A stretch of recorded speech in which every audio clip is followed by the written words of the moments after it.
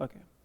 Hello everyone, माई सेल्फ अभिषेक सिंह और आज हम लोग एक सीरीज स्टार्ट करने जा रहे हैं। तो देखो, मैं आपको यहाँ सबसे पहले ये कह दूँ कि सॉइल साइंस यहाँ मैं आपको कवर करा दूंगा, आपको कहीं और बाहर से पढ़ने की जरूरत नहीं है, ठीक है। दूसरी चीज़, हम लोग बाकी सब्जेक्ट्स भी यहाँ पे डिस्कस करने का ट्राई करेंगे। स्पेशली मेरी कोशिश रहेगी आपको मैं फिशरीज भी करा दूँ, क्योंकि कंटेंट कई बार मिलता नहीं हो, उसको भी हम लोग पूरा का पूरा कंप्लीट कर लें। पर ये चीज़ डिपेंड करेगी, देखो मैं आपको सॉइल इतना तो पढ़ा दूंगा, आपको बाहर से पढ़ने की जरूरत नहीं पड़ेगी। बाकी लोगों से आपके ज़्यादा क्वेश्चन ठीक जरूर हो जाए, ठीक है। कोशिश ये रहेगी, बाकी तो चलो क्या बता, है ना, ठीक है। दूसरी चीज़ मैं कह रहा हूँ, ऑब्वियसली डिपेंड करेगा कि रिस्पॉन्स क्या रहता है ना, उसी के अकॉर्डिंग हम लोग सेशन लेते हैं कि आप बच्चे मतलब क्या चीज़ ज़्यादा ज़्यादा चाहते हैं, तो उसी के अकॉर्डिंग हम लोग सेशन भी बनाते हैं। तो कंटिन्यू कितना रहता है वो डिपेंड किस चीज़ पे करेगा, वो आपके रिस्पॉन्स पे भी डिपेंड करेगा, ठीक है।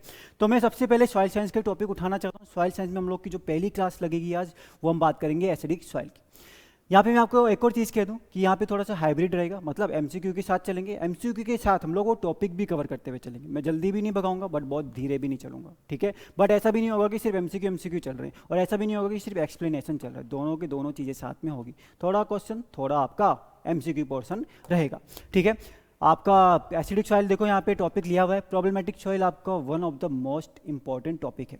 आप एसिडिक सॉइल उठाओ, आप सेलाइन सॉइल उठाओ, आप सोडिक सॉइल उठाओ, आप कोई भी उठाओगे, आप एग्जाम क्वेश्चन पेपर उठा के देखो, पूछा जाता है क्वेश्चन इन तीनों में से कहीं ना कहीं से जरूर पूछा जाता है। तो एफओ 2022 का क्वेश्चन है, और इस जब जैसे हम लोग लास्ट में आज पहुंच जाएंगे तो बस हम लोग वापस इस क्वेश्चन पे फिर से आ जाएंगे, ठीक है।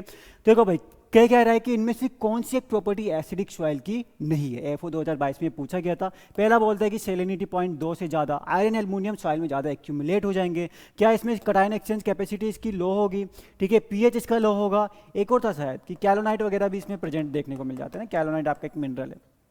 इस तरीके के मतलब ऑप्शंस थे।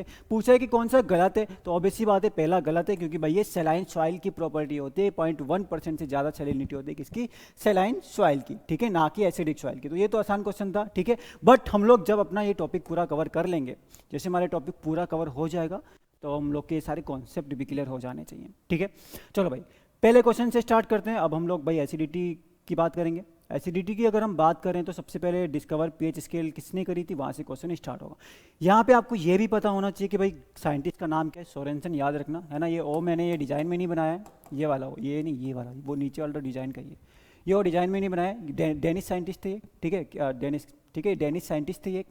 और इन्होंने ही यहाँ पे पीएच स्केल निकाली थी। ये पता है कहाँ काम करते थे, कार्ल्सबर्ग बियर का नाम सुना होगा। तो कार्ल्सबर्ग बियर की एक लेबोरेटरी थी जहाँ पे ये हेड थे, वहाँ ये काम करते थे। और वहीं पे इन्होंने निकाली क्या, पीएच की स्केल, है ना। कलर चेंज करते हैं, कलर लाते हैं वाइट। तो कार्ल्सबर्ग की लेबोरेटरी में इन्होंने निकाला पीएच स्केल, ठीक है। अब देखो, पीएच में आपको पी का मतलब भी पता होना चाहिए। पी का मतलब है यहाँ पे पोटेंस, जर्मन वर्ड आ गया क्या, पोटेंस या फिर पावर, पोटेंस या फिर पावर, है ना। ये भी पूछता है, ये भी आपको पता होना चाहिए, ठीक है। अब हुआ क्या, देखो भाई कि आपका H+ आयन कंसेंट्रेशन की बात करें ना, तो आप कहीं 10⁻⁸, कहीं 10⁻⁹, 10⁻�6, ठीक है, 10⁻10। कहने का मतलब है कि आप भाई 10 बार थोड़ी ना बोलते रहोगे कि भाई H+ आयन कंसेंट्रेशन तो मेरे केमिकल में 0.000 इतना पड़ा है, 10⁻8 पड़ा है, ठीक है। उसी को आसान बनाने के लिए पीएच स्केल ले दी है किसने, सोरेनसन ने, कि बस भाई तुम्हारा जो भी H+ आयन कंसेंट्रेशन है, मान लो 10⁻8 ही है, उसका नेगेटिव लॉग ले लो, तो हमारे लिए थोड़ा सा जो काम है वो आसान हो जाएगा। यही यहाँ पे मतलब था पीएच स्केल का, ठीक है। तो नेगेटिव लॉग ले लिया H+ का, तो ये फॉर्मूला आपको आसान सा पता होना चाहिए, बहुत इंपॉर्टेंट है, ठीक है। ईयर तो आई होप कि आप सबने बता दिया होगा, 1909 है। हाँ, एक चीज़ और भाई, यहाँ पे आपको नोट्स बनाने पड़ेंगे, है ना, क्योंकि पीपीटी में मैं आपको ऐसे बता रहा हूँ, बहुत शॉर्ट, बहुत कंसाइज और बहुत सारी ऑथेंटिक बुक से ये सारा कंटेंट बनाया हुआ है, ठीक है। इतना मैं आपसे जरूर कह सकता हूँ। तो आप लोग क्या कर सकते हो, आप लोग को नोट्स एटलीस्ट बनाने पड़ेंगे, और बहुत शॉर्ट में बनेगा, 1-2 पेज में आपको पूरा एसिडिक सॉइल ही निपट जाएगा, ठीक है, और पूरा निपटेगा। तो पीएच की बात कर ली, माइनस लॉग H+, और इसको पोटेंस पावर बोल दिया, ठीक है। इसके अलावा आपके 0 से लेके 14 तक होते हैं, ये भी याद रखना है ना। 1909 में दिया था, ये भी याद रखना। 0 to लेके 14, 1 to 14 नहीं होगा, याद रखना हमेशा 0 to लेके 14 होगा, ठीक। इसके अलावा एक और खतरनाक चीज़ है, अब इस चीज़ को देख के कोई घबराएगा नहीं, सब चुपचाप सुनेंगे, न्यूट्रल, ठीक है। कि कभी कभी अगर यहाँ से कोई इक्वेशन वाला क्वेश्चन बनाना तो दिमाग घूमना नहीं चाहिए, ठीक है, क्योंकि ये बेसिक केमिस्ट्री है जो 11th-12th में भी पढ़ते हैं। अब ये मत सोचना कि ये तो कुछ डीप पढ़ा दे, कुछ डीप नहीं है।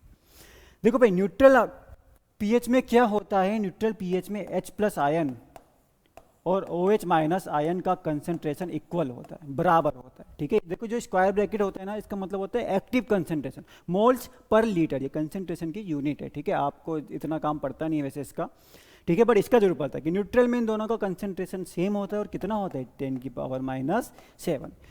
ठीक है, नेगेटिव लॉग लेना मैं आपको बाद में सिखाऊंगा, बट मैं आपको इतना जरूर बता दूं क्योंकि जब न्यूमेरिकल करेंगे हम तब देख लेंगे। 10⁻⁸ है तो इसका pH 8 आएगा। ठीक है, जो भी आपके ये माइनस में है ना, इसको आप बस प्लस में कर दोगे तो ये आपका pH आ जाएगा। ठीक है, ये थोड़ी सी और है जो आपको अच्छे से बताना पड़ेगा, आगे कभी बताएंगे इसको। ठीक, कहने का मतलब है कि आपका जो यहाँ पे pH अगर आप निकालोगे तो 7 आएगा, 10⁻⁷ है तो pH क्या आएगा 7 आएगा। तो हम न्यूट्रल कंडीशन में क्या बोलते हैं कि pH 7 है तो आपका H+ आयन का कंसेंट्रेशन क्या है 10⁻⁷ है।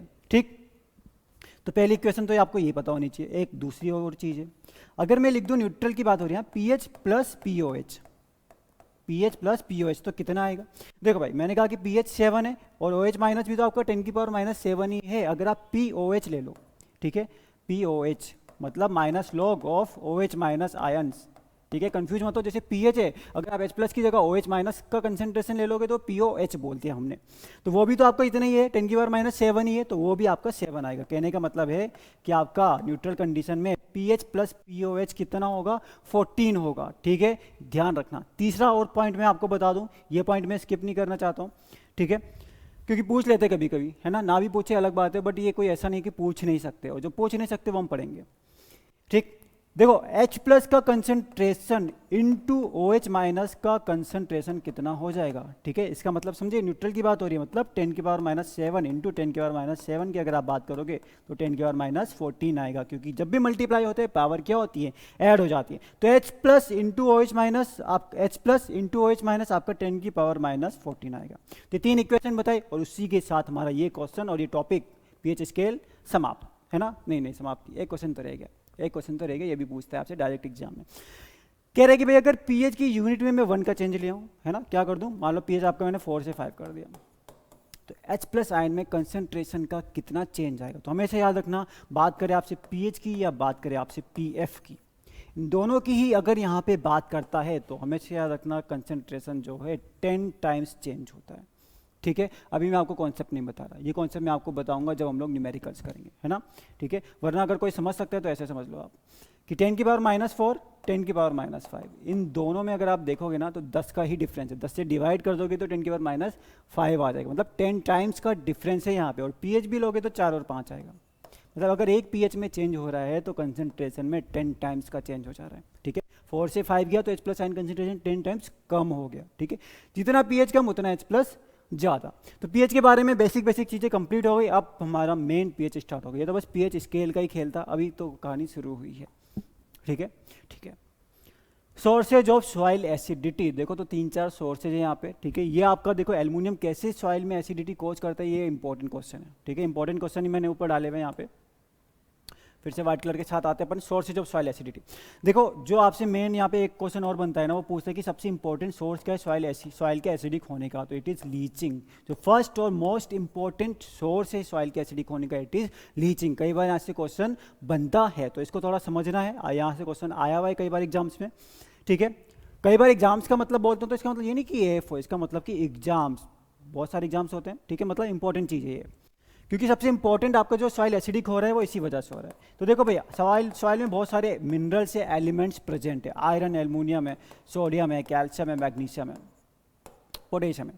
एक चीज़ आप याद रखो और दोबारा कभी भूलना नहीं, जो मैं अभी बता रहा हूँ। ठीक है, ये आपको याद रखनी, ये बेसिक थोड़ा सा आपका बना के रखेगा एक, है ना, क्योंकि कई जगह काम आएगा। जब आप एसिडिक, सैलाइन, सोडिक पढ़ोगे आपका तीनों जगह काम आएगा, समझने में आसान कर देगा। हमेशा याद रखना, जो मैंने ये राइट साइड में ये एलिमेंट्स लिखे हैं ये बेसिस हैं, मतलब अगर ये सॉइल के अंदर प्रेजेंट है तो pH को बढ़ाएंगे, सॉइल को बेसिक कर देंगे। कौन? Sodium, calcium, magnesium, potassium.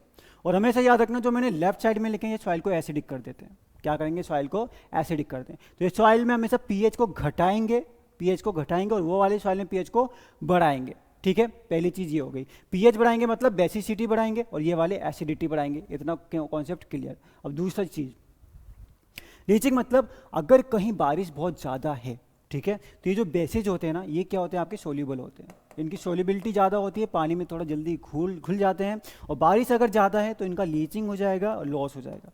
अब भाई अगर इनका लीचिंग लॉस हो गया, ये रिमूव हो गए, यहाँ से हट गए, तो ये वाला जो पोर्शन है ये इनकी सोल्यूबिलिटी पानी में कम होती है, जल्दी घुलते नहीं है। अब घुलेंगे नहीं तो यही सॉइल में प्रेजेंट होंगे और ये सॉइल को एसिडिक बना देते हैं। ठीक ठीक है। तो सबसे पहला क्या है आपका लीचिंग, की बेसेस लीच होकर रिमूव हो गए और ऊपर क्या बचा, जो आपका इनसोल्युबल थोड़ा सा जिसकी सोल्युबिलिटी कम है, आयरन एल्युमिनियम, इनकी सोल्युबिलिटी कम होती है, ठीक है। तो आपका पहला क्या हो गया, लीचिंग हो गया। दूसरा एसिडिक फर्टिलाइजर, ये तो मैं लिख भी नहीं रहा हूँ, आपके जैसे नाइट्रोजन के अमोनियम वाले फर्टिलाइजर होते हैं ना, अमोनियम क्लोराइड, अमोनियम सल्फेट, ये सब सॉइल को एसिडिक बनाते हैं, ठीक है। 2 पॉइंट मैंने आपको बता दिए हैं, लिख लो चुपचाप। तीसरा पॉइंट आपका क्या हुआ, तीसरा पॉइंट पेरेंट मटेरियल, ठीक है। पेरेंट मटेरियल आपको मैंने एग्जांपल बताया एसिडिक फर्टिलाइजर का, दो जिसमें भी अमोनियम आएगा, ammonium chloride, ammonium sulphate. Parent material की बात करूं तो एक ही एग्जांपल दे रहा हूं मैं यहाँ पे आपको, ग्रेनाइट। ग्रेनाइट आपका एक एसिडिक इग्निशियस रॉक है, मतलब एसिडिक रॉक से जो सॉइल बनेगा वो भी एसिडिक होगा, ठीक है। चौथा, इसको मैं 5वें नंबर पे लेके आऊंगा, ठीक है। चौथा नंबर आपका एक और बचता है आपका organic matter and humus. Organic matter and humus तो चलो आसान है, क्योंकि हमें पता है यार भाई ऑर्गेनिक मैटर डालते हैं तो उसमें ऑर्गेनिक एसिड होते हैं, सॉइल को एसिडिक करता है, ठीक है। बट इसके अलावा आपको एक और चीज़ ध्यान रखनी है ना। अब इसको क्या करूँ, थोड़ा सा करा जाए क्लियर इसको हल्का सा, है ना। मैंने बोर्ड बहुत छोटा रखा है ताकि जो चीज़ जहाँ लिखी है वहीं समझ आ जाए। ये कॉन्सेप्ट तो समझ आ ही गया, ठीक है, आई होप आ गया। ऑर्गेनिक मैटर एंड ह्यूमस, ठीक है। देखो इनके पास ना फंक्शनल ग्रुप होते हैं, जैसे आपका OH फंक्शनल ग्रुप है, ठीक है, इसको बोलते हैं एल्कोहल ग्रुप, और एक होता है COOH ग्रुप, ठीक है। एल्कोहल बहुत आ रहा है ना, कार्ल्सबर्ग वियर आ गया, यहाँ पे भी एल्कोहल आ गया, ठीक है। कार्बोक्सिलिक ग्रुप, ठीक है, फिनोलिक ग्रुप या फिर कार्बोक्सिलिक ग्रुप भी आप कह सकते हो। मतलब आपके ऑर्गेनिक मैटर ह्यूमस के पास मैंने क्या बोला, कुछ फंक्शनल ग्रुप होते हैं, जैसे कि फिनोलिक या फिर कार्बोक्सिलिक ग्रुप, ये वीक एसिड होते हैं वो कार्बोक्सिलिक ग्रुप, ठीक है। ये वीक एसिड होते हैं जो सॉइल को क्या करते हैं, एसिडिक करते हैं। तो ये आपके 4 सोर्स हो गए एसिडिटी के। 5वां क्या है आपका, एल्युमिनियम। एल्युमिनियम देखो अब क्या करता है, ठीक है। अब इनकी कहानी ओवर, अब हमारा एक लास्ट बचता है आपकी जो सोर्सेज ऑफ सॉइल एसिडिटी है, इट इज एल्युमिनियम, ठीक है। अब चलो यार मुझे एक और चीज़ बताओ, आपको इस तरीके से टॉपिक समझ नहीं आया, फिर हम लोग सीधा क्वेश्चन करके गुम कर दें, क्योंकि यहाँ टॉपिक से आपकी बाकी चीज़ें भी क्लियर हो जाएंगी जो क्वेश्चन में नहीं हो पाती हैं। एल्युमिनियम, भाई देखो एल्युमिनियम क्या करता है, ये वाटर है, वाटर को मैं ऐसे भी तो लिख सकता हूँ, HOH भी तो वाटर को मैं लिख सकता हूँ, नहीं इससे और अच्छा लिख देता हूँ इसको, एल्युमिनियम प्लस आपका HOH, ऐसे भी लिख दे सकता हूँ, ठीक है। ये वाटर हो गया आपका। अब देखो एल्युमिनियम के ऊपर होता है 3 पॉजिटिव चार्ज। अब एल्युमिनियम करता क्या, ये वाटर है, वाटर को तोड़ेगा, आंसर तो पता चल गया होगा इतने में, हाइड्रोलिसिस ऑफ वाटर। हाइड्रो मतलब वाटर, लिसिस मतलब तोड़ना, वाटर को तोड़ेगा। कैसे तोड़ेगा, ये जो OH माइनस है ना इसको ब्रेक कर देगा। कैसे, AlOH, OH इसके साथ आ गया, अब एक नेगेटिव चार्ज कम हो जाएगा, 2+ हो गया, प्लस H+, इस H+ को क्या करेगा, रिमूव कर देगा, ठीक है। इस चीज़ को ये कंटिन्यू रखता है। अब इसके ऊपर अभी 2 पॉजिटिव चार्ज और है, तो ये क्या करेगा, एक और वाटर के पास जाएगा और वाटर को फिर से तोड़ेगा। कैसे तोड़ेगा, Al, अब OH2 जाएंगे, चार्ज इसमें प्लस हो गया, एक और हाइड्रोजन को इसने रिमूव कर दिया, फिर एक वाटर को और तोड़ेगा, फिर एक वाटर को और तोड़ेगा, लगभग 4 बार ये चीज़ चलती है। लास्ट में आपका ये बन जाता है AlOH, किधर, इधर 2 बन गया था, फिर 3, ये 4 तक बन जाता है, प्लस चार्ज तक चला जाता है इसमें, ठीक है। और इस तरीके से ये हाइड्रोजन को क्या करता है, रिमूव करता रहता है, ठीक है। HOH होता है हाइड्रोजन, हाइड्रोजन को OH को अपने साथ जोड़ेगा और H+ को क्या करेगा, बस सॉइल के सॉल्यूशन में भेजता रहेगा और सॉइल को एसिडिक कर देगा, ठीक है। तो सॉइल में सबसे ज़्यादा जो एसिडिटी कोज करता है वो हाइड्रोजन एंड एल्युमिनियम आयन कोज करते हैं, उसके बाद आपका हाइड्रोजन कोज करता है। तो सोर्सेज ऑफ सॉइल एसिडिटी हमारा क्लियर। तो इसका आंसर क्या हो गया, option number C, hydrolysis of water, ठीक है। आ रहे ना समझ, बताओ, डाउट होगा वो भी लिखो, अगली बार पहली क्लास में उसी को डिस्कस करेंगे। One of the most important, ये भी आपका मोस्ट इंपॉर्टेंट है ना, लग रहा होगा कि हर चीज़ ही बोल दे रहा हूँ मोस्ट इंपॉर्टेंट, बट है तो क्या करें। Topic 3, kind of soil acidity. देखो अब active acidity, sorry soil acidity 3 type की होती है। एक होगा आपका एक्टिव, एक होगा आपका एक्सचेंजेबल, और तीसरा होगा आपका रेजिडुअल, ठीक है। 3 टाइप की एसिडिटी होती है सॉइल में। सबसे पहले होती है, देखो क्वेश्चन क्या बोल रहा है कि इनमें, इन चारों में से सबसे ज़्यादा एसिडिटी किसकी होती है। एक ऑप्शन तो आप हटा दो भाई, मैग्नीट्यूड एसिडिटी कुछ होता नहीं है ऐसा कुछ खास, है ना, ठीक है। तो एक ऑप्शन तो वैसे भी हट जाएगा। तो देखो एक्टिव एसिडिटी हमेशा याद रखना, जब भी एक्टिव वर्ड यूज करते हैं ना वहाँ पे आप एक शब्द देख लेना, सॉइल सॉल्यूशन करके कुछ दिखेगा आपको, भाई सॉइल सॉल्यूशन क्या दिखाइए। जो आपके H+ आयन, एल्युमिनियम आयन, ये सब सॉइल सॉल्यूशन में प्रेजेंट होते हैं। सॉइल सॉल्यूशन मतलब जो आपके प्लांट, माइक्रो ऑर्गेनिजम्स, इनके बहुत इजीली अवेलेबल है, ठीक है, वो सब होते हैं आपका सॉइल सॉल्यूशन। तो जो भी एक्टिव एसिडिटी है वो सारे के सारे सॉइल सॉल्यूशन में प्रेजेंट होंगे। अब भाई देखो सॉइल सॉल्यूशन में प्रेजेंट है तो इनको प्लांट भी यूज करेगा, इनको माइक्रो ऑर्गेनिज्म भी अफेक्ट करेंगे, अलग अलग आपके केमिकल कंपाउंड है जो इनके साथ रिएक्ट करेंगे, जिसकी वजह से इनका मैग्नीट्यूड क्या होगा, कम होगा, मैग्नीट्यूड। इनका मैग्नीट्यूड क्या होगा, कम होगा। इन तीनों में सबसे कम मैग्नीट्यूड जो है वो एक्टिव एसिडिटी का होता है, ठीक है। तो पहली चीज़ सॉइल सॉल्यूशन याद रखना है, दूसरा मैग्नीट्यूड सबसे कम, और तीसरा यहाँ पे एक और चीज़ आपको ध्यान में रखनी है कि अगर हम सॉइल का पीएच जब मेजर करते हैं ना, पीएच जब मेजर करते हैं तो हम एक्टिव एसिडिटी को मेजर करते हैं। जब हम सॉइल में लाइमिंग डालते हैं तो वो भी हम लोग एक्टिव एसिडिटी को ही न्यूट्रलाइज करने के लिए लाइमिंग सॉइल में डाली जाती है, ठीक है। समझ आई इतनी बात? तो आगे बढ़ते हैं। एक्सचेंजेबल एसिडिटी, देखो सॉइल कोलाइड्स मतलब सॉइल के जो पार्टिकल्स हैं, जो सॉइल के छोटे छोटे से पार्टिकल्स हैं, ठीक है, उनके ऊपर मान लो एल्युमिनियम जोड़ा पड़ा है, H+ जोड़ा पड़ा है, ठीक है। बट ये इस तरीके से जुड़ा है कि अगर जरूरत पड़ेगी तो H+ क्या होगा, थोड़ा सा यहाँ से रिमूव होके चला जाएगा। मतलब ये एक्सचेंजेबल फॉर्म में सॉइल कोलाइड के ऊपर एडजॉर्ब है, एक्सचेंजेबल एडजॉर्प्शन है इसका, ठीक है। एडजॉर्ब है मतलब बस ऊपर प्रेजेंट है, थोड़ा सा बंधा हुआ है, बट इतना टाइट भी नहीं बंधा कि वहाँ से कभी निकलेगा नहीं, जरूरत पड़ने पे जा भी सकता है, ठीक है। बट आपका कंपेरेटिवली एक्टिव एसिडिटी से इसका मैग्नीट्यूड ज़्यादा होगा, इसकी क्वांटिटी क्या होगी, ज़्यादा होगी, ठीक है, क्योंकि एक्टिव तो तुरंत अवेलेबल है बट ये उतना आसानी से अवेलेबल है नहीं। तीसरा आता है आपका रेजिडुअल, और इसकी होती है हाईएस्ट मैग्नीट्यूड, ठीक है, वेरी हाई मैग्नीट्यूड। अब जो आपका नॉन एक्सचेंजेबल फॉर्म में प्रेजेंट है, अब मान लो कि एल्युमिनियम और हाइड्रोजन ये इस तरीके से हैं कि भाई ये सॉइल कोलाइड से हट ही नहीं सकते, तो वो आपका आ जाता है रेजिडुअल के अंदर, और सबसे ज़्यादा मैग्नीट्यूड भी इसी का होगा, क्योंकि भाई वहाँ के एल्युमिनियम हाइड्रोजन को कोई टच ही नहीं कर पा रहा, कोई रिमूव ही नहीं कर पा रहा, तो इसलिए उसका मैग्नीट्यूड भी क्या है, ज़्यादा है, ठीक है। और लाइम आप हमेशा एक्टिव एसिडिटी को ही न्यूट्रलाइज करने के लिए डालते हो, और थोड़ा बहुत एक्सचेंजेबल एसिडिटी भी, ठीक है। बट रेजिडुअल एसिडिटी बहुत ज़्यादा, इतनी लाइमिंग आप डाल ही नहीं सकते, वो न्यूट्रलाइज नहीं कर सकते, ठीक है। तो तीन यहाँ पे हमारे clear, active, exchangeable and residual. Active में क्या बोला मैंने, आपके सॉइल सॉल्यूशन के बारे में बताएगा, जो एसिडिटी होती है बहुत ज़्यादा रिएक्टिव है। दूसरा क्या बोला कि मैग्नीट्यूड सबसे कम है, और तीसरा इसका पीएच और आपका लाइमिंग इसी के लिए करते हैं। दूसरा आपका हो गया एक्सचेंजेबल वाला, जो सॉइल कोलाइड के ऊपर एक्सचेंजेबल फॉर्म में है, इसका मैग्नीट्यूड थोड़ा ज़्यादा, और रेजिडुअल का मैग्नीट्यूड सबसे ज़्यादा। अब बस एक चीज़ और यहाँ पे ध्यान रख लेना कि अगर मैं टोटल एसिडिटी की बात करूँ ना, टोटल एसिडिटी, तो इन तीनों का सम होता है ना, active plus exchangeable plus residual, इन तीनों को जोड़ दोगे तो आपको सॉइल में टोटल एसिडिटी मिल जाएगी, ठीक है। तो अब इस क्वेश्चन का आंसर आ गया हमारा कि हायर मैग्नीट्यूड होता है हमारा रेजिडुअल एसिडिटी का, ठीक है, सबसे कम एसिडिक, फिर आया आपका एक्सचेंजेबल, फिर आ गया रेजिडुअल।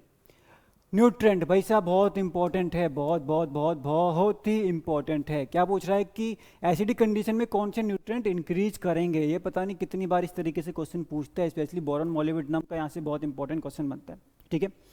तो जल्दी से 2 मिनट में इसको भी निपटा दें, है ना, याद कर लो चुपचाप।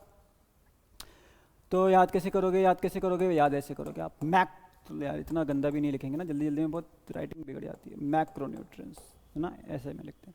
देखो भाई मैक्रोन्यूट्रिएंट्स आपके एनपीके, कैल्शियम, मैग्नीशियम, सल्फर, ठीक है। अब प्राइमरी सेकेंडरी क्या होता है, ये सारी की सारी कहानी है मिनरल न्यूट्रिशन की। माइक्रोन्यूट्रिएंट्स, ठीक है, माइक्रोन्यूट्रिएंट्स, ठीक है, और वही है मिनरल न्यूट्रिशन में तब पहुंचेंगे, देखते हैं क्या होता है आगे। देखो भाई माइक्रोन्यूट्रिएंट्स क्या हो गया, आयरन, कॉपर, मैग्नीज, जिंक, निकल, मोलिब्डेनम, बोरॉन एंड क्लोरीन, ठीक है, ये सब माइक्रोन्यूट्रिएंट्स होते हैं। बस यहाँ पे आपको एक चीज़ याद रखनी है, अगर कभी भी एसिडिक कंडीशन होती है, एसिडिक कंडीशन या फिर पीएच अगर सॉइल का कम होता है, तो उसका मतलब है कि आपके जो माइक्रोन्यूट्रिएंट्स है वो इंक्रीज होंगे। क्या होंगे, सिर्फ माइक्रोन्यूट्रिएंट्स आपके इंक्रीज होंगे, बाकी सब कुछ डिक्रीज करेगा, एवरीथिंग एल्स विल डिक्रीज, ठीक है। आपके एसिडिक कंडीशन में सिर्फ माइक्रोन्यूट्रिएंट इंक्रीज करते हैं, विद एक्सेप्शन ऑफ, ठीक है, किसके अलावा, मतलब सब के सब इंक्रीज करते हैं मोलिब्डेनम और बोरॉन को छोड़ के। ऐसे क्लोरीन भी नहीं करता, बट क्लोरीन से हमें इतना फर्क पड़ता नहीं है, ठीक है। क्या कहा मैंने कि एसिडिक कंडीशन है तो माइक्रोन्यूट्रिएंट्स इंक्रीज करेंगे, बट बोरॉन और मोलिब्डेनम दो ऐसे माइक्रोन्यूट्रिएंट हैं जो आपके पीएच कम होने के साथ या फिर एसिडिटी बढ़ने के साथ डिक्रीज करते हैं। बहुत ज़्यादा इंपॉर्टेंट है, बहुत बार क्वेश्चन बनता है मोलिब्डेनम और बोरॉन से कि सारे के सारे माइक्रोन्यूट्रिएंट भाई पीएच अगर कम हो रहा है तो बढ़ रहे हैं, बट बोरॉन और मोलिब्डेनम ऐसा नहीं करते, ठीक है। उसके अलावा बाकी सारे के सारे आपके क्या होंगे, घटेंगे, ठीक, समझ में आ गई इतनी सी बात, ठीक है। बस आपको माइक्रोन्यूट्रिएंट में एसिडिटी में याद रखने की माइक्रोन्यूट्रिएंट्स ही आपके इंक्रीज करेंगे एसिडिटी के साथ, मोलिब्डेनम और बोरॉन को छोड़ के कहानी समाप्त। क्या बोल दिया, कौन सा ग्रुप है जो इंक्रीज करेगा एसिडिटी के साथ, तो इंक्रीज करने वाले हो गए हमारे आयरन, जिंक एंड कॉपर हो गए, ठीक है, ये हो गए हमारे। चलो बहुत BNC भी लिखा है देखो, पर बहुत BNC हो नहीं सकता क्योंकि बोरॉन और मोलिब्डेनम धोखेबाज हैं। अब क्या पूछा, which materials are necessary for the neutralisation of soil solution. चलो अब हमारा जो टॉपिक है उसका नाम है एमिलियोरेशन, है ना, बड़ा खतरनाक से वर्ड पता नहीं क्यों रखा है, रिक्लेमेशन, या फिर आप बोलो कि किसी चीज़ को सही करना, करेक्शन ही बोल दो, कुछ भी बोलो आप, एसिडिक सॉइल को भी सही कैसे करा जाए, अब उसकी हमारी बात चलेगी। तो उसके लिए हम लोग यूज करेंगे लाइमिंग मटेरियल। क्या यूज करने वाले हैं? Liming material. लाइमिंग मटेरियल, तो पहला क्वेश्चन आपसे जो यहाँ पे पूछ लिया है ना, वो पूछा कि भाई लाइमिंग मटेरियल होता क्या है। अब लाइमिंग लाइमिंग तो हर कोई बोलता रहता है भाई लाइम डाल दो, लाइम डाल दो, बट होता क्या है लाइमिंग मटेरियल, ये भी तो पता होना चाहिए। ठीक है, तो देखो आपको पता है कि भाई पता नहीं है तो पता कर लो। कैल्शियम कार्बोनेट ये होता है, आपको चूना लाइम डालते कैल्शियम कार्बोनेट होता है, कैल्शियम का हाइड्रोक्साइड भी होता है, कैल्शियम का क्या होता है, कैल्शियम का कार्बोनेट भी होता है, कैल्शियम का हाइड्रो ऑक्साइड भी होता है, कैल्शियम का ऑक्साइड भी होता है। ठीक है, सब लिख दे रहा हूँ, calcium carbonate, calcium oxide, calcium hydro oxide, अभी आगे फिर से लिखूंगा, और इनके सिलिकेट भी, ये सारे की सारे लाइमिंग मटेरियल होते हैं। कैसे होते हैं अभी हम देखेंगे, वहाँ पे समझना। ठीक है, तो इसका ऑप्शन नंबर ए बिल्कुल सही है। अभी आते हैं हम लोग उस चीज़ पे भी। इनमें से कौन सा एक बर्नट लाइम है? ठीक है, बर्न हो रहा है जो है ना, बर्नट लाइम है। ठीक है, बर्न नहीं होता वो हाँ बर्न भी होता है, वैसे वो बर्न भी होता है, बट फॉलिएज को बर्न कर देता है, इसलिए उसका नाम क्या है? Burnt lime. ठीक है, CaO को बोलते हैं। क्यों बोलते हैं, क्या बोलते हैं, आप सारी कहानी हम देख लेते हैं। हाँ, है ना, ये देखो मैंने यहाँ पे इसलिए लिख दी क्योंकि मुझे भी तो याद है भाई बताना क्या क्या, वरना पॉइंट स्किप हो जाते हैं ना, प्रेजेंटेशन होती तो आसान होता है, वरना दिमाग से कुछ ना कुछ तो छूट ही जाता है। तो सबसे पहली चीज़ भाई लाइमिंग मटेरियल होता क्या है, वो मैंने वहाँ पे लिख दिया कि भाई ये ऑक्साइड्स होते हैं, ये हाइड्रो ऑक्साइड होते हैं, ये कार्बोनेट होते हैं, सिलिकेट होते हैं कैल्शियम एंड मैग्नीशियम के। नहीं आई बात समझ में? तो यहाँ से समझो, कैल्शियम का कार्बोनेट ये आपका क्या है, ये आपका लाइम है, या फिर आप कह सकते हो दिस इज लाइम स्टोन, ये आपका लाइम स्टोन है। इसको चाहो तो आप कैल्साइड भी कह सकते हो, कैल्शियम कार्बोनेट को हम लोग कैल्साइड भी कहते हैं। व्हाइट कलर का लाइम स्टोन है कैल्शियम कार्बोनेट, व्हाइट कलर की चौक देखिए कैल्शियम कार्बोनेट की होती है ना, वो यही चीज़ है। अब इसको मैं बर्न करूंगा या जलाऊंगा, क्या करूंगा, इसको मैं बर्न करूंगा या फिर हीट अप करूंगा, जलाऊंगा। ठीक है, तो इससे बन जाएगा आपका बर्नट लाइम। इसको जलाया मैंने, क्या बन गया? बर्नट लाइम बन गया। सही में जलाया मतलब सही में बर्न किया है, बर्नट लाइम, सही में हीट किया है। ठीक, बर्नट लाइम क्यों बोला? क्योंकि इसको जब अप्लाई करते हैं ना तो कई बार ये फॉलिएज पत्ते वत्ते जला देता है, तो इसलिए इसका बर्नट लाइम भी नाम पड़ गया। फिर इसमें मैं पानी डाल दूंगा, क्या डाल दूंगा? पानी या फिर वाटर। क्या डाला इसमें? वाटर डाल दिया। वाटर डालते इसका बन जाएगा हाइड्रोक्साइड, जिसको अपन बोलते हैं स्लैग्ड लाइम। समझ में आ गई बात, है ना? देखो मैं हर चीज़ कवर करना चाह रहा हूँ, इसलिए मैं थोड़ा आराम आराम से भी चल रहा हूँ, है ना, बट इतना आराम से भी नहीं चल रहा, क्लास चलती है तो और आराम से चलता हूँ, बट इतना सफिशियंट है। ठीक है, तो लाइमिंग मटेरियल क्या होता है आपको पता होना चाहिए कि भाई ऑक्साइड है, हाइड्रोक्साइड है, और आपके कार्बोनेट से कैल्शियम और मैग्नीशियम के भी। इसके साथ ही अगर मैं डोलोमाइट लिख दूँ ना, डोलोमाइट होता है आपका calcium carbonate dot magnesium carbonate. ये फॉर्मूला बहुत इंपॉर्टेंट है, आपसे एग्जाम में पूछता है। तो यहाँ भी सेम चीज़ है, अगर मैं इसको हीट कर दूंगा तो यहाँ पे बन जाएगा CaO, बट साथ में मैग्नीशियम भी है तो भाई मैग्नीशियम का भी ऑक्साइड बना दो। फिर इसमें वाटर डाल दूंगा तो यहाँ पे बन जाएगा कैल्शियम का हाइड्रो ऑक्साइड, जिसको हमने सिलेक्ट लाइम बोला, प्लस मैग्नीशियम का भी हाइड्रो ऑक्साइड बना दो। ठीक है, तो डोलोमाइट के साथ भी सेम चीज़ है, बट मैग्नीशियम और जुड़ जाएगा। तो डोलोमाइट का फॉर्मूला याद रखना। एक और चीज़ मैं आपको यहाँ यहीं पे बता दूँ, डोलोमाइट को आप चाहो तो ऐसे भी लिख सकते हो, कैल्शियम मैग्नीशियम एक साथ कर लो और आप कैल्शियम कार्बोनेट को एक साथ करके डबल कर दो, है ना, एक ही बात है, 2 बार कैल्शियम कार्बोनेट है, तो ऐसे भी लिखा हुआ मिलेगा, सेम है, कैल्शियम मैग्नीशियम डॉट कैल्शियम, आपका ये कार्बोनेट का होल ट्वाइज है। ठीक है, होल ट्वाइज है, तो दोनों की दोनों एक ही बात है। ठीक है, तो आपका ये लाइमिंग मटेरियल में लाइमस्टोन आ गया, आपका डोलोमाइट भी आ गया, और ये आपको सीक्वेंस भी थोड़ा याद रखना है। सीक्वेंस क्या? बर्नट लाइम का फॉर्मूला, स्लेक्ट लाइम का फॉर्मूला, याद करना आसान है। लाइमस्टोन को हीट किया, बना बर्नट लाइम, बर्नट लाइम में पानी डाला, बन गया आपका सिलेक्ट लाइम। ठीक है, चलो लाइमिंग मटेरियल की बात हुई। एफिशिएंसी, अब देखो एफिशिएंसी इसकी 3 तरीके से आप बता सकते हो। एक होता है न्यूट्रलाइजिंग वैल्यू, कि भाई वो कितना ज़्यादा एसिडिटी को न्यूट्रलाइज कर पा रहा है या फिर कम कर पा रहा है ना, न्यूट्रलाइजिंग वैल्यू। जल्दी जल्दी लिखता हूँ, मैं भी भूल गया तो। और एक होता है आपका प्योरिटी। अब ये तो बहुत आसान सी बात है, जितना प्योर उतना ज़्यादा अच्छा काम करेगा ना, उतनी ज़्यादा एफिशिएंसी। तीसरा इसका होता है, क्या होता है, हाँ, degree of fineness. Degree of fineness, ये तो वही वाली बात है भाई, फाइननेस, जिसका सरफेस एरिया जितना ज़्यादा उसका काम उतना ज़्यादा। मतलब कहते हैं ना, बड़ी चीज़ को अगर आप छोटा कर दोगे तो उसका सरफेस एरिया बढ़ता है, उसकी रिएक्शन बढ़ती है। ठीक है, मतलब जितना फाइन होगा, जितना पाउडर फॉर्म में होगा, उतना ही ज़्यादा रिएक्टिव होगा, उतनी ज़्यादा उसकी एफिशिएंसी बढ़ जाएगी। ठीक है, बट यहाँ पे देखो जो हमें मेन चीज़ समझनी है वो न्यूट्रलाइजिंग वैल्यू समझनी है, ये इंपॉर्टेंट है आपके। ठीक है, इसको हम लोग कैल्शियम कार्बोनेट इक्विवेलेंट भी बोलते हैं, कैल्शियम कार्बोनेट इक्विवेलेंट भी कह देते हैं। क्यों कह देते हैं भाई, हैं, पहले मुझे 1 सेकंड देखने दो, कितना टाइम आ गया, 24 मिनट हो गए। ठीक है, कैल्शियम कार्बोनेट इक्विवेलेंट क्यों कह देते हैं? देखो यहाँ पे क्या बात है, यहाँ क्या करते हैं कि हम लोग क्या करते हैं ना, जो लाइमिंग मटेरियल है, कोई भी लाइमिंग मटेरियल है, फॉर एग्जांपल कैल्शियम ऑक्साइड है, तो हम क्या करेंगे, जो हमारा कैल्शियम कार्बोनेट है या फिर जो हमारा कैल्साइट है, कैल्शियम कार्बोनेट को कैल्साइट भी बोलते हैं, वाइट कलर का दिखता है ये, इसको हम डिवाइड करेंगे। ठीक है, क्या कहा, कैल्शियम कार्बोनेट का मोलिकुलर वेट, मैं यहाँ लिख दे रहा हूँ एक बार, molecular weight of calcium carbonate divided by molecular weight of, ये आपका मैं क्या निकाल रहा हूँ, कैल्शियम कार्बोनेट इक्विवेलेंट या फिर न्यूट्रलाइजिंग वैल्यू, ये आपसे पूछता है भाई, molecular weight of liming material. ठीक, जैसे कैल्शियम कार्बोनेट का अगर मैं मोलिकुलर वेट निकाल के रख दूँ तो वो 100 आ जाएगा। ये टेबल में आपको बनी बनाई टेबल दे दूंगा, उसकी आपको दिक्कत नहीं है। ठीक है, बताना जरूरी है। अब मान लो कि मैं आपका कैल्शियम का ऑक्साइड ले लेता हूँ। देखो भाई, मोलिकुलर वेट निकालना नहीं बताऊंगा मैं, क्योंकि भाई कैल्शियम का आप 40 ले लो, कार्बन का 12 होता है, ऑक्सीजन का आपका 16 होता है, पर आपके 3 ऑक्सीजन है तो 16 इंटू 3 करो, इन सबको जोड़ दोगे तो 100 आ जाएगा। मोलिकुलर वेट है, केमिस्ट्री की बात है। ठीक है, मतलब 100 आता है। अब देखो लाइमिंग मटेरियल का अगर मैं मोलिकुलर वेट निकालूँ, अब इसका मान लो कि आपका 40 होता है, इसका आपका 16 होता है। ठीक है, तो आपका लगभग 56 आएगा। आप इसको करोगे तो आपका आ जाएगा, ये निकाल लेना ना, 128 के आसपास ऐसे कुछ आएगा, मुझे एग्जैक्ट याद नहीं कितना आएगा। ठीक है, कर लेना 16 बार, मैं नहीं कर रहा हूँ क्योंकि अगली बार में टेबल पता प्रेजेंट ही है। बस यहाँ पे देखो, समझो आप एक चीज़ कि हम लोग क्या करना चाह रहे हैं कि भाई जो आपका लाइमिंग मटेरियल है ना, हम उसको कंपेयर करना चाह रहे हैं कि भाई कैल्शियम कार्बोनेट है, उसके कंपैरिजन में वो कितनी ज़्यादा न्यूट्रलाइज कर सकता है। ठीक है, वो कितना न्यूट्रलाइज कर सकता है, उसको हम कंपैरिजन करने के लिए कर रहे हैं कि आपको जो कैल्शियम कार्बोनेट है उसको हम लोगों ने, जो हमारा लाइमिंग मटेरियल है, उसके मोलिकुलर वेट से डिवाइड कर दिया। इस चीज़ को हम कहते हैं न्यूट्रलाइजिंग वैल्यू। ठीक है, थोड़ा जल्दी जल्दी में है, बट ये थोड़ा सा टाइम लेके बताने वाला है। मुझे लगता है कि मैं टाइम लूँगा तो आप लोग इतने बोर होने लगते हो, है ना। मैं जल्दी भगा देता हूँ, ऑफलाइन में दिक्कत ही नहीं है मुझे, मैं आधे घंटे खींच दूँ टॉपिक। ठीक है, चलो 179 है ना। ठीक है, क्या क्या, जैसे कैल्शियम ऑक्साइड मैंने लिया कि भाई आपका 100 ग्राम ऊपर कैल्शियम कार्बोनेट था, नीचे आपका जो भी करोगे 40 प्लस 16 56। ठीक है, डिवाइड करोगे आपका 178 आ जाएगा। 178 पर कुछ आएगा, लगभग 179 आपका आ जाएगा।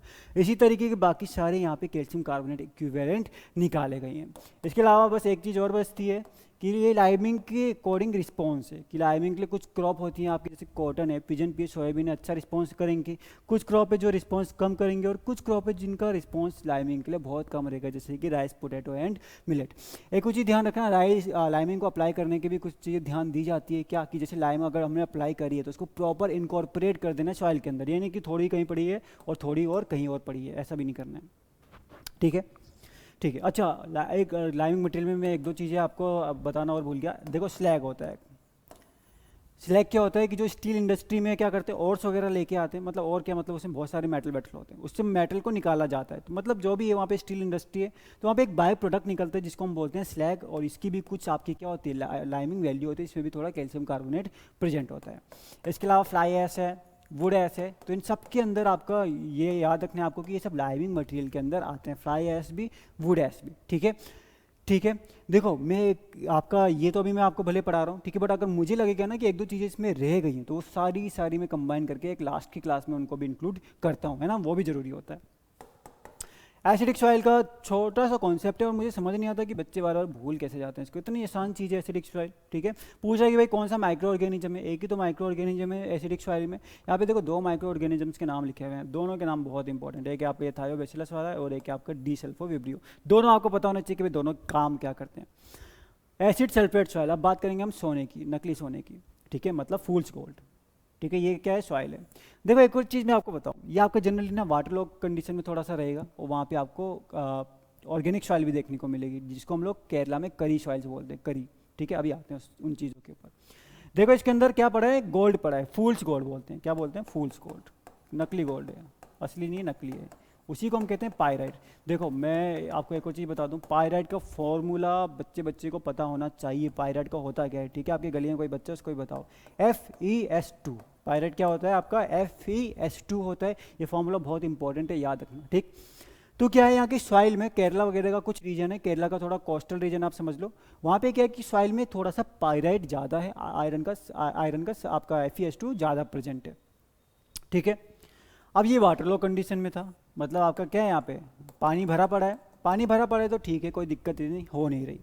अब जैसे ही ये पानी यहाँ से रिमूव होगा, ठीक है, मान लो क्या हो गया कि पानी यहाँ से रिमूव हो गया, पानी रिमूव कर दिया हमने, पानी सूख गया, पानी गायब हो गया। पानी गायब होते ही ये है ऑक्सीजन के कांटेक्ट में आ जाएगा, ऑक्सीजन में कांटेक्ट में आते ही एक बैक्टीरिया होता है जिसका नाम होता है थायोबैसिलस फेरोऑक्सीडेंस। थायोबैसिलस याद रखोगे तब भी काम चल जाएगा। थायोबैसिलस फेरोऑक्सीडेंस मतलब ये इसको ऑक्सीडाइज कर देगा। ये बैक्टीरिया क्या करेगा, इसको तुरंत ऑक्सीडाइज करेगा और बना देगा सल्फ्यूरिक एसिड H2SO4। और सल्फ्यूरिक एसिड होता है बहुत बहुत स्ट्रॉन्ग एसिड होता है, ठीक है। और सॉइल का पीएच जो है 3.5 से भी नीचे गिर जाता है। तो पीएच बहुत इंपॉर्टेंट है यहाँ पे। बैक्टीरिया का नाम आपको पता होना चाहिए, पायरेट पता होना चाहिए, बैक्टीरिया का नाम पता होना चाहिए, पीएच पता होना चाहिए, तीनों से क्वेश्चन बनता है, ठीक। ये हो गया। तो ये आपकी कहानी हुई किसकी, एसिड सल्फेट सॉइल की, कि भाई एसिड क्या सल्फेट बन गया, आपका क्या बन गया हाइड्रो, आपका सल्फ्यूरिक एसिड बन गया ना, ठीक है।